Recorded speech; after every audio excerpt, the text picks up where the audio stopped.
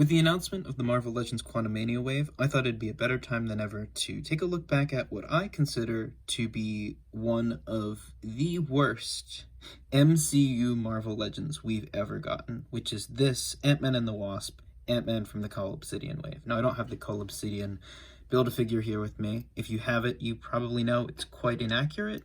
A lot of collectors I've seen use it as their comic version of Call Obsidian. I'm fine with it in terms of fudging it into an MCU display, but this Ant-Man, oh boy, I hope I can replace him soon. So, you'll notice immediately, this is almost all cast in black plastic, which would be fine if we were able to layer the reds on this right, because just look at this arm real quick. In the span of this arm, you have 1, 2, 3, 4 completely different shades of red that should all be the same color on this costume. And that's because whatever machines they're using to paint this just can't layer the colors onto this properly. Not to mention, you probably notice a bit of scuffage up here. A lot of that comes from the fact that the arm articulation here is abhorrent. You get 1 D10. That's as far up as you're going to get with this. Otherwise, it'll really dig into that paint too, and honestly, I don't even know if it'll work. Not to mention that the swivel is, look at that, it's absurdly loose. I have had this figure since 2019 now, and I've kept it in pretty good condition. This is how it came, and that is inexcusable. There are 0 detents there, and you can kind of feel like phantom detents on this side, but still, it's ridiculousness. It's way too loose.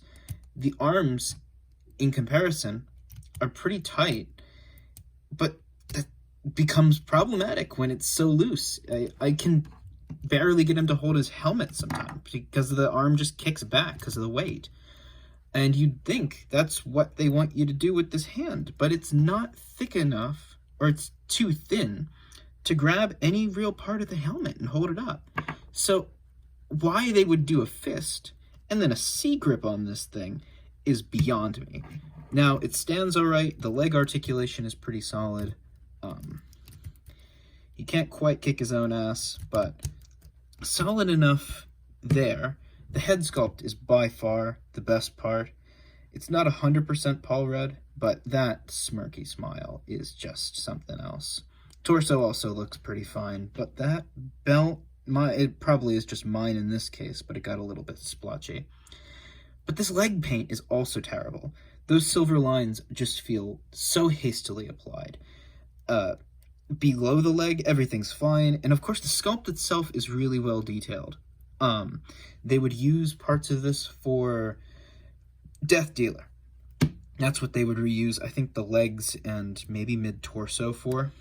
But besides that, this figure is kind of awful. There are good parts, and I feel like if you customized this, added another coat of red paint, found a way to swap out that hand with something that's looks like that, and then maybe dug into here a little bit, give some more clearance so the arms could go down more, and do something about this, you would have a good figure here. All the basis for a good figure is here.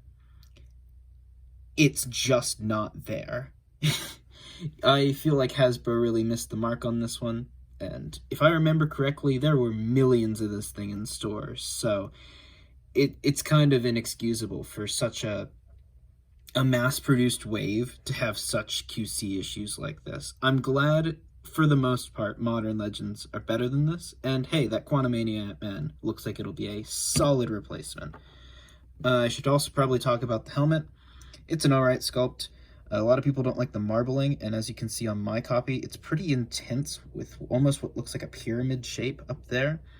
But helmet pops right on, and that looks a little bit better, I think. The silver of the helmet definitely distracts a little bit more from the blotchiness of the red. But let me know what you think in the comments. Do you like this figure? Are you keeping it, or are you upgrading to the Quantumania version?